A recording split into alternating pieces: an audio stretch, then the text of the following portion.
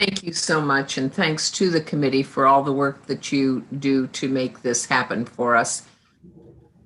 I'm fortunate enough to do have done and am doing my recovery in Los Angeles area, and we too have I have had through the years access to a lot of workshops, and I learned much from workshops and of course meetings. I'd like to say a little bit about my journey to CoDA, and before we get into this, I grew up in Ohio with I was the eldest of two, and I had grandparents, four grandparents, and great aunts and uncles, and great grandparents surrounding us within 40 miles. So, what went on in my household was not necessarily what I experienced outside, but growing up, I felt that there were a lot of secrets that I worked very hard to figure out and didn't get answers to until about 2 years ago when a cousin did some ancestry work. And that, oh, of course, and made a lot of sense about what I was feeling. There was a lot of, my mother was a very angry person, but I'll get to that later. And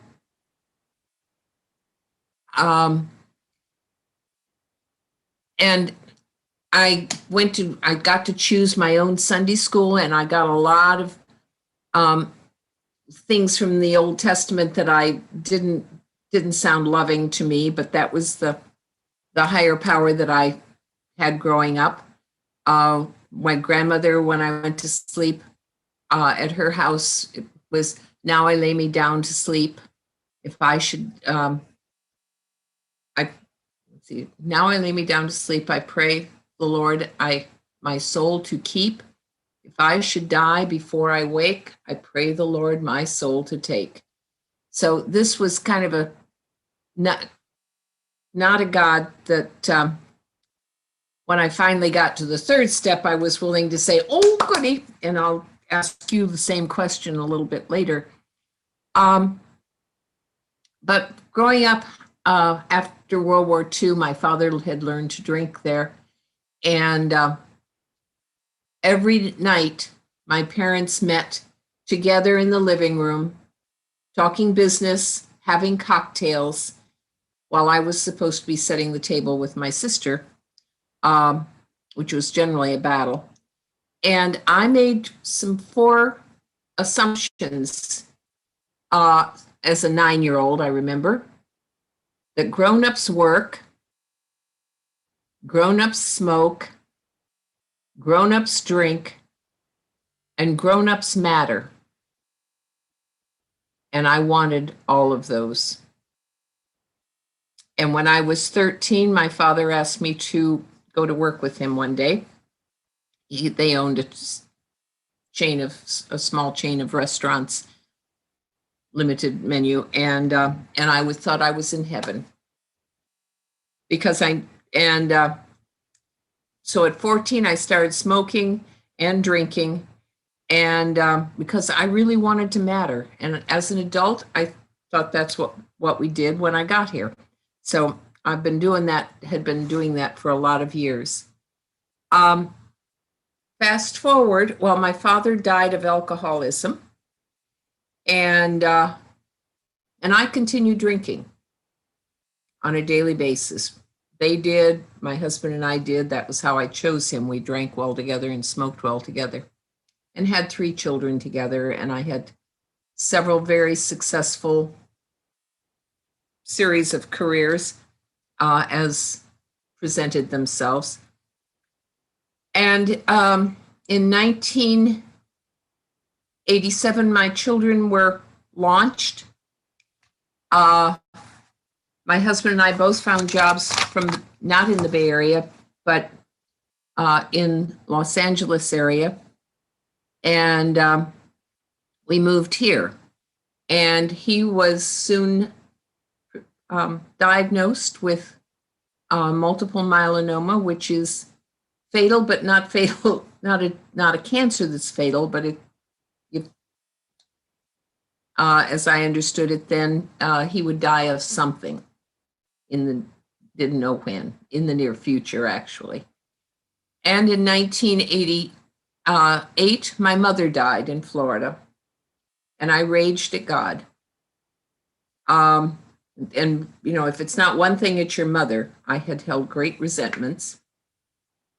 But she died, and my rage at God was after we dispensed with all her belongings and prepared the house for sale. And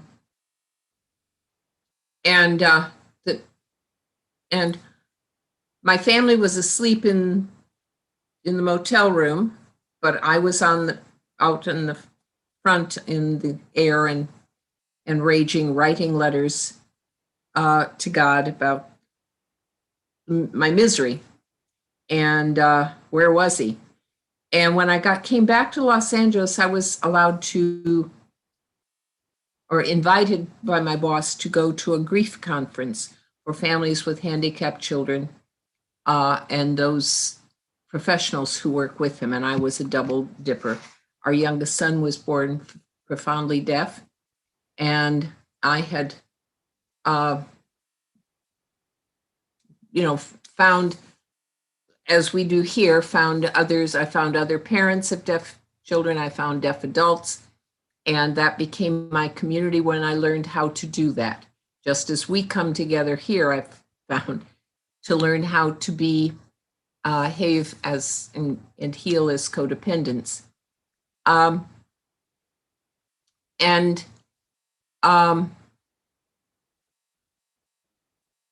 So 1989, in that grief workshop, I learned that denial, one of our patterns, is a survival tool that we use until we find the inward strength and the outward support to deal.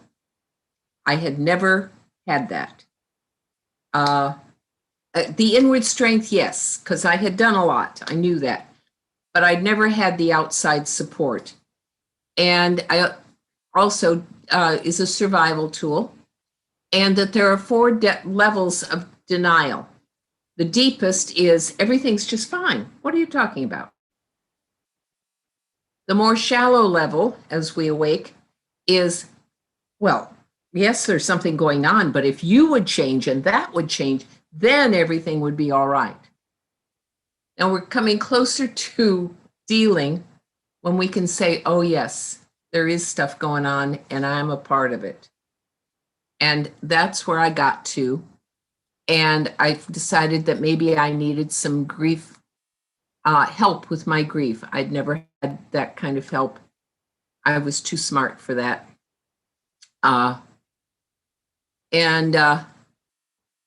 That counselor had heard what I just said to you in an hour or less. And she said, why don't you try not drinking for a while? And I did. And they had an outpatient program along with AA on weekends. And I got sober and started working through the steps. And I got to step 3, made the decision to turn my will and my life over to God. And I said, oh, no, thank you very much. I don't think so. But I continued on through the steps and was looking, hearing them a lot. And I heard the grammar of step 12 said, having had as a result of. And even though I was bored, I wanted to quit doing this stuff, I kept going because I hadn't given them a fair chance. That was another principle that I learned growing up in my large extended family. And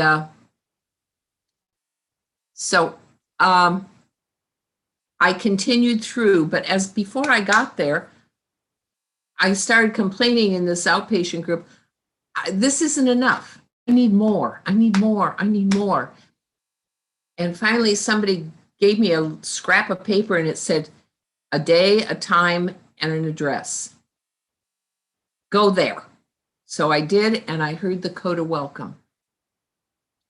We've all learned to survive life, but in CoDA, we're learning to live life.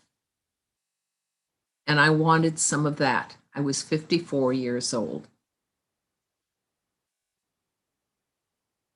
And so I continued working both programs. I finished the steps there, and then I started them in CoDA with a group of women. And that's been my journey ever since. I claim, if it's not one thing, it's your mother.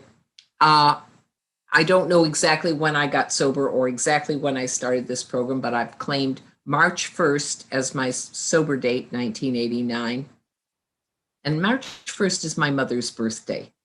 Totally oblivious for months and months and months that they were similar. And I chose November 1st, 1989 as my start date with CoDA, and I've been working both ever since. With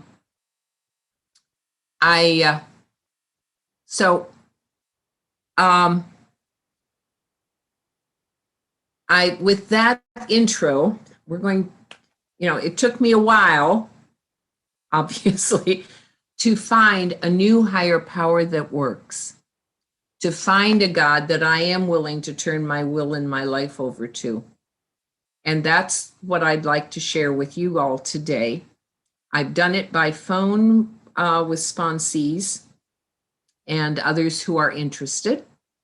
And I've done it as a workshop for SoCal, and I've done it at World at our conventions, and I enjoy it every time because I don't have to do much of the work. You will be doing it. You're going to need 3 sheets of paper and a pen or a pencil, and I'm going to need a timer. We've just said or heard the 3rd step prayer from the CoDA book, Codependence Anonymous. And there are 12 other step promises in the booklet called the 12-step handbook. And when I was new, those 12 pamphlets, which have been consolidated into that handbook, were the only literature we had. And at the end of each of those steps, there is, for me, an affirmation. For CoDA, they're called prayers. So I would like to open this, even though it's called a step 2 workshop, step 2 process, or I would like to start with the 3rd step prayer. And one of the gifts of service for me is risking new behaviors, and sharing screens is a new behavior for me. So I hope this will work. I'm going to put the step 3, the other step 3 in this moment prayer on the screen. Who would be willing to read it for us? If you will, please.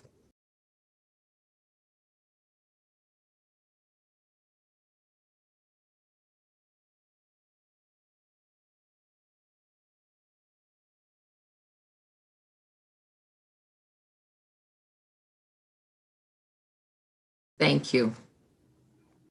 That is actually the step 3 prayer. But when I got to step 2, eventually again, and as I look back, that has been the story of my recovery. I came to 12-step programs. I came to, as in woke up, and I came to believe. And it's been a process. made a decision to turn my will and my life over, or we made decisions to turn our will and our lives over to God as we understood him. I'd love to see waves of those here in this group who agreed with that the first time they met it. You'll look around. Oh, I've got one. No. Okay. I don't see any hands waving. I'm glad you're here. I'd like to read to you a couple paragraphs from page 34 of Codependence Anonymous. In step 1, we recognize our failure in our attempts to play God. We also have allowed others to be our God. We recognize that we must seek help beyond ourselves, a power that can restore us to sanity and health. In step 2, we begin establishing or strengthening this belief. For those of us who did not know a higher power, we embark on a new and wondrous relationship. For those of us who have a relationship with a higher power, this step can strengthen its weaker areas. Through our work in the first step, we learn that as children, we may have prayed often for God's help, but the neglect and/or the abuse continued. The authority figures in our lives were often unavailable and absorbed in their own addictions and codependence. As adults, we try to leave these circumstances behind, only to find in adult relationships where similar or extreme opposite behaviors occur. That's my story. In another workshop some years ago, I learned that we all have higher powers, even today, that we turn our lives over to. I'm going to ask you a couple questions and for you to consider. What was your first thought this morning when you woke up?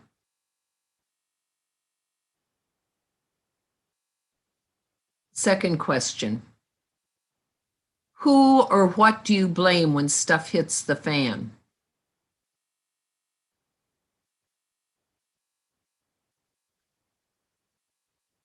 Well, those are your higher powers today. But we can substitute them with another, but to recognize that if we don't do this work, those are our higher powers. As children, who or what were your higher powers that you had or felt you had to turn your will and your lives over to? That's where we're going to, that's going to be the title of our first page. My important caregivers, whom I think are the higher powers who have the power of life and death for us as children. And so to use the first sheet of paper, I'd like to give you a moment to write my important caregivers. And while you do that, I'm going to try to put that screen up. Well, I had a screen prepared that I was going to show you to make you the list of some of mine. And I think rather than do that, and since this, I will just tell you my list, and maybe some of those will ring true to you as well. But some of mine were, of course, I mentioned my mother, my father, my grandmother, my father's mother, my father, my mother's mother, my mother's father, my mother's next younger sister, my maternal grandfather's sister, older sister, a neighbor of my father's grandparent, or my father's parents, where I spent many days and summers and weekends, and a ballet teacher I had. And those are some of the people that I gave power to growing up, or thought best to give power to, some out of admiration and some out of, yeah, better. I'd like you to make your list. And how about if we do 3 minutes?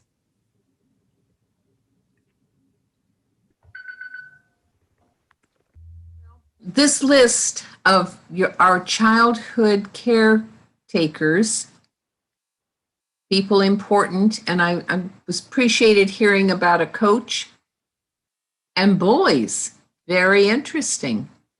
I've heard anybody put that on a list, but I think it's really important. Probably true for many of us.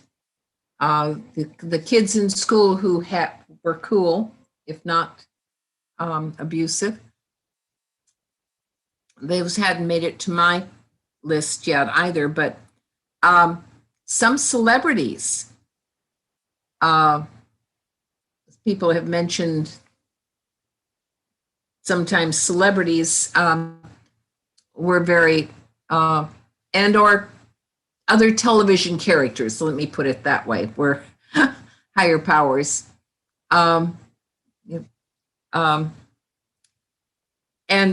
I've heard, I think also some older siblings and even younger siblings are also have been on people's lists, and mine too, to some degree.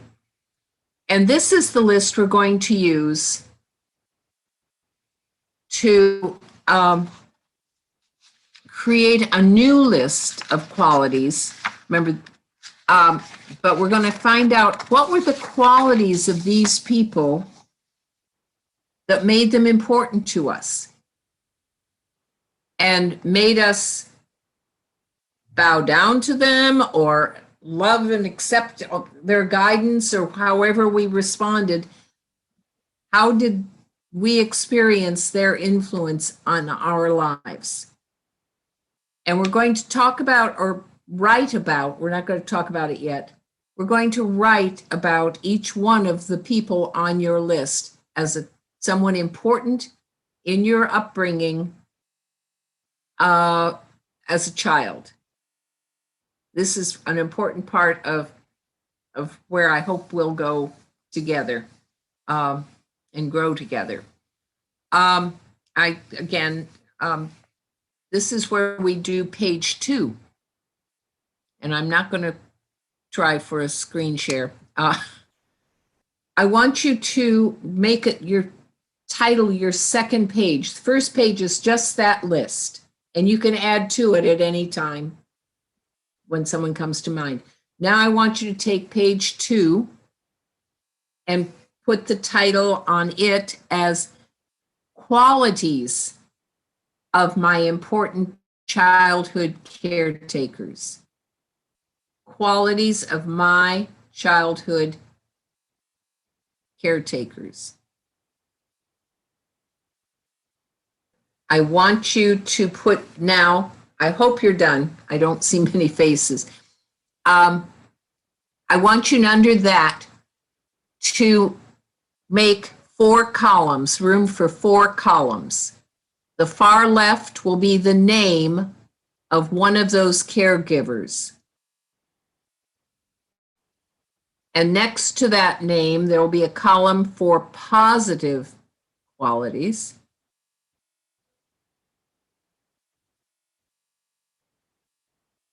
To the right of that will be neutral qualities in your judgment.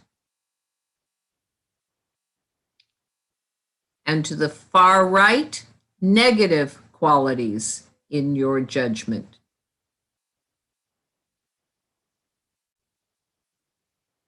Now, I'm going to give some examples from my experience, and I wish I could find my screen to share, but that's not where my skills are yet.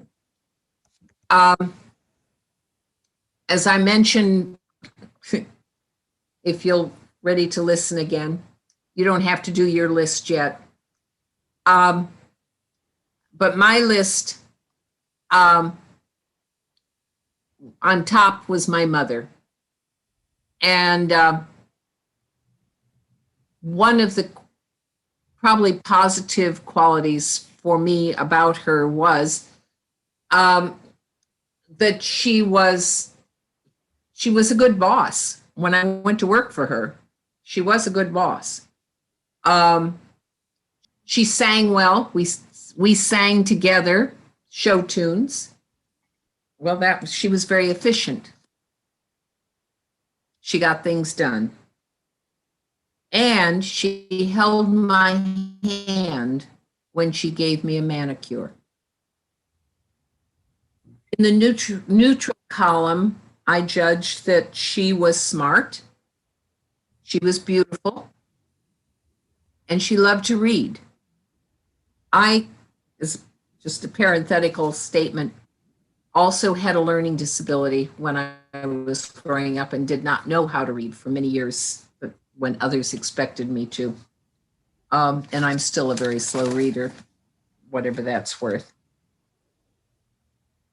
Under my negative qualities of my mother, I experienced her as a reader. Every time I wanted her head was down, and all I saw was the top of her head because she was reading a book any spare time she had. She was very angry, and it directed at me, but I couldn't figure out why. I tried, but she was very angry. That was my experience. She expected me to figure it out. She was too busy to explain things to me or spend time with me. I don't know, but it was figure it out, and I didn't.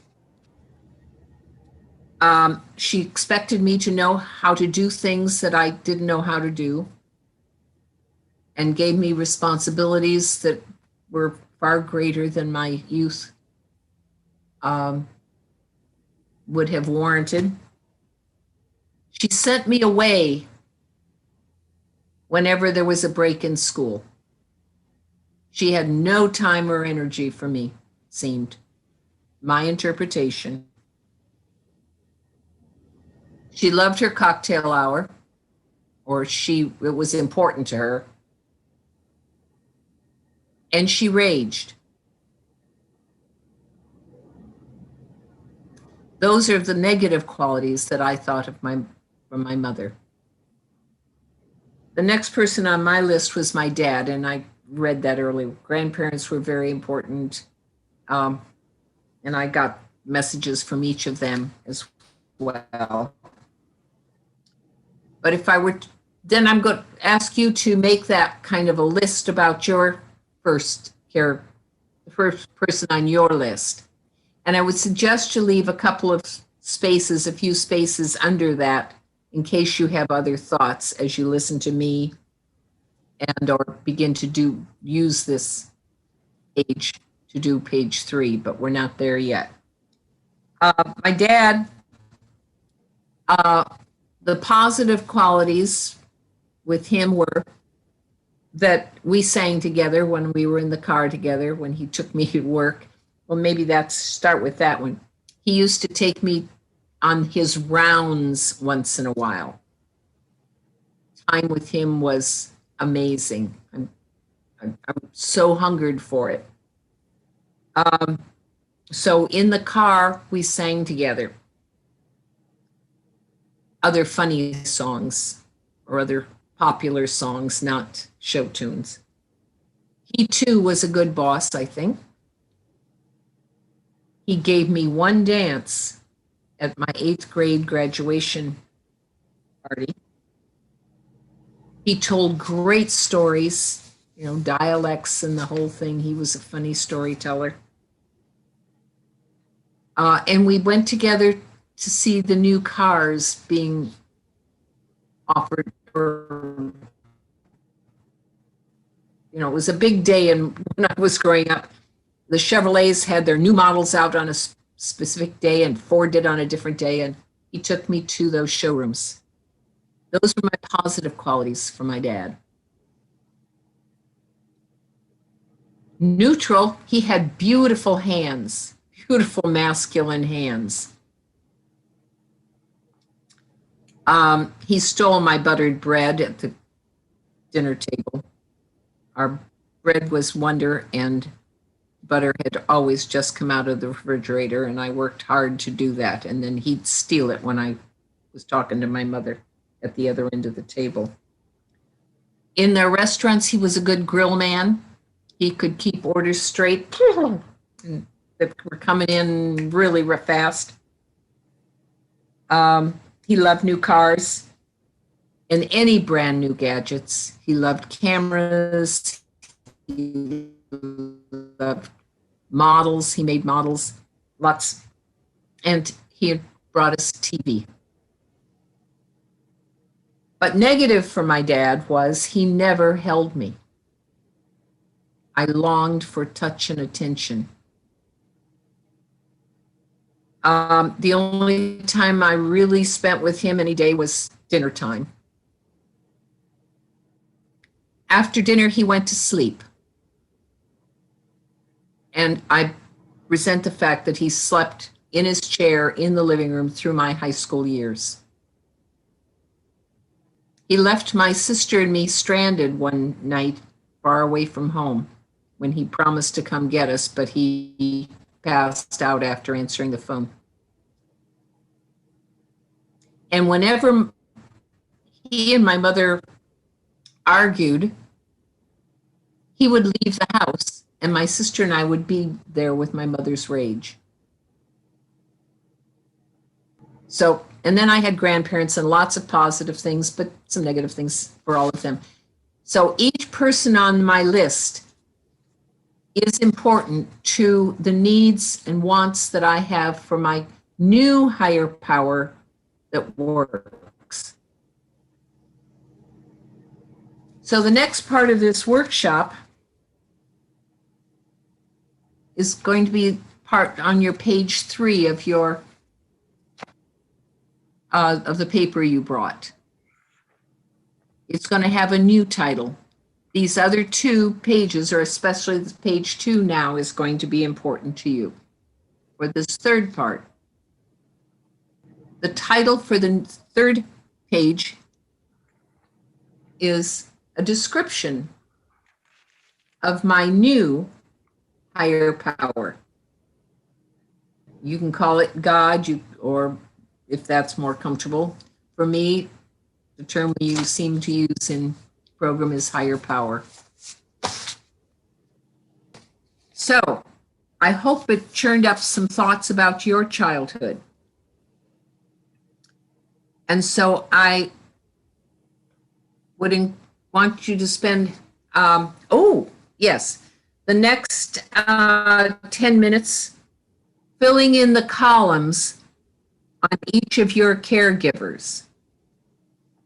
Start with the one on top and how you remember them. Put those memories under positive, negative, or neutral. Doesn't matter.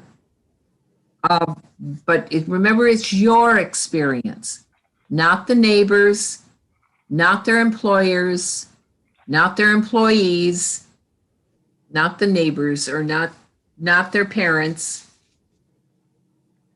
How you experience them. And I'm going to suggest 10 minutes. If you need more time at 10 minutes, please let us know. Thank you. Okay, now, I apologize for those of you who have come late. But for those of you who have pages 1 and 2 done, I will explain how to use. We start with our list of caregivers that we remember from our childhood. We have just now made a list, or the best list we can find currently, of the qualities we experienced of those important caregivers, such as our mothers and fathers, and maybe a special teacher, or a particularly awful one, mean one, coaches, older siblings who cared for us, that list. And then we use that list, as I said, of the qualities, positive ones, negative ones, and neutral ones across the top of the page. We're going to use that information to create a page that describes the higher power that we want today, we want to see today. I don't know what a higher power is, or the higher power is. I do remember in an AA meeting, a woman saying a higher power or a God small enough for me to understand ain't big enough for my problems. So I don't begin to understand, but I know the qualities that I've discovered I didn't know before, because I tried to use everybody else's description, the one from the pulpit, the one from my family, which was pretty Christian, and a variety of denominations. Although a cousin became a Jew and lives in Israel, lives in Jerusalem. So we do have all various kinds of gods or views of gods in my family. And I don't know that there is a right one. I just know that the one that I need. And that's what we're going to reveal today, I hope. Not the one that I need, but the one that each of us needs or wants. In order to do step 3, which is the goal here. On our third sheet, we're going to call it a new higher power. That's to be a temporary title for this page. And on this page, we're going to list the qualities that we've already experienced in higher powers. Remember, we said that those people to whom we've given authority were higher powers, even if they were television personalities. They were our guides. And some of them were positive, some of them were just great human qualities, and others were quite negative. So we're going to work together with one other person for this part of the workshop when I let you go. And so I want people to feel free to ask questions before we break out into breakout rooms. But this is what I hope that you will do as pairs. One at a time. Split the time. We'll tell you the time you have, and then I want you, if it works that way, to split it half and half so both have a chance, but you can borrow from each other as well. So we're going to use these qualities to describe the values or the qualities we want in a higher power. These were the ones we had. This is what we want. So of my mother's positive qualities, under her positives, is there anything there that I want to see in my higher power? She held my hand. Is that a quality I want in my higher power? Not just my hand, although to guide me, I could say that, holds my hand and guides me. That could go on page 3 as one of the qualities that I would want in a higher power. But I think I want more than that. I want to be enfolded by this new higher power. Not just my hand, but my whole body when I need that. A good boss, I think that's kind of a human quality. I can't see, maybe some of you could turn that into a quality for your higher power, but I can't, and that's all right. Singing show tunes, I don't think so. I don't think I need that in a higher power.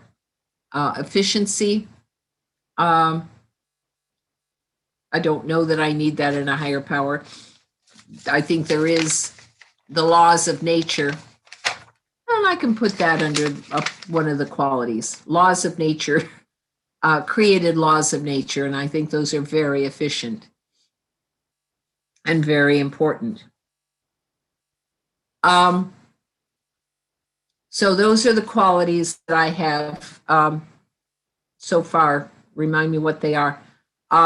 Holds my whole body, created the laws of nature.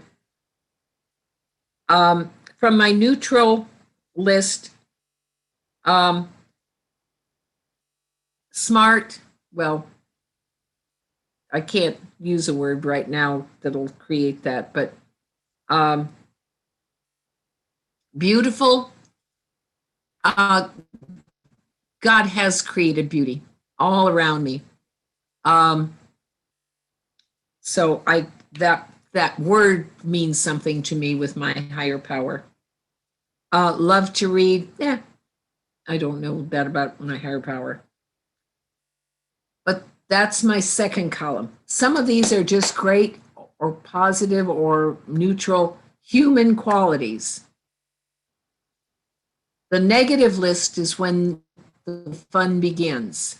And for this part of the list, you may want to whip out your thesaurus on your cell phone or off the shelf if you still use paper dictionary, as I sometimes do. And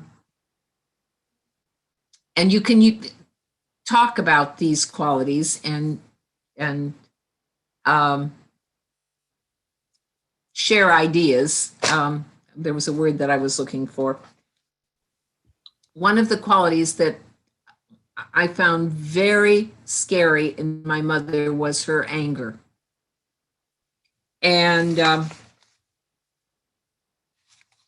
power of that. I do want my higher power to be powerful, but in a positive, loving way. And one of the reasons I rejected my Sunday school teachings was I don't want a higher power, a God that is vengeful or powerful in that way. I want an unconditionally loving God. And so I want the opposite of what I experienced. I don't want anger. I want unconditional love. So that's what's going on my list of page 3. Somebody keeping track? Beauty. What else did I say? And so I want unconditional loving. Another thing that I found difficult with my mother was that she expected me to know things I didn't already know. My higher power makes sure that I know all that I need to know when I need to know it. Which reminds me, perfect timing is another quality of my higher power. And you can borrow any of these or reject them. That's up to you if you want to add them to your list to get started. And as I said, my mother raged. I've already got unconditionally loving, so my higher power does not rage. My higher power is always unconditionally loving. And now I could go on to my father and go across his list as well to make up my new list. And go down the list using all of my grandparents' positive qualities, their negative and their negative qualities. And I get to come up with a list of qualities that I do want in my new higher power, that I will be able to turn my will and have been able to turn my will in my life over to. Are there any questions about what I've described and how you can do this before we, our facilitator pairs us up and you guys go to work? If I experienced someone in my family and noted how stupid they were, I might want a very wise higher power. But it's not just the negative list. There may be qualities on the positive list, probably not the neutral list. Good cooks and that sort of thing is not going to be important for me in my relationship with my higher power. Use those lists. And if you can use the quality, fine. If it's a human quality, that's fine too. Discuss it with your partner. The negative qualities that I experienced, I will want to consider the opposite, the antonym to that word or that concept. And if there is one that I want, that's going to go on my list. My partner may come up with different lists, and I can borrow from my partner. Let's try for 18 minutes to go as a pair to go through each of the people on our lists. So at 8 minutes, watch your own timers and make sure that you have already switched if you haven't already. How you two will greet each other and get to know each other and begin to work together is going to be your experience. And maybe you'll work separately. Hopefully you'll work together and share some ideas. We don't do this recovery alone. This is a we program. And that's why I think it's important that we work in a pair to do this part of the job. I would love to hear some of your lists, and I apologize. You know, in service to CoDA, we don't have to do things perfectly. We just have to do them and risk being spontaneous. And perhaps you can do a workshop on this topic better even than mine. And that's wonderful. I'm glad for that. That was how I got started doing workshops. This is just a beginning. You know, relationships with higher powers or other people take time and attention. It says so in tradition 7 in our workbooks. Please do this list in a beautiful way. Make a little poster or however you can do it. Put it somewhere where you can see it. I hang things like this in the back, inside my medicine chest, on the door of my medicine chest. And when I open it, what a lovely surprise. This is, you know, my higher power, you know, has always had, I believe, all these qualities. I am glad now that I have revealed them to me.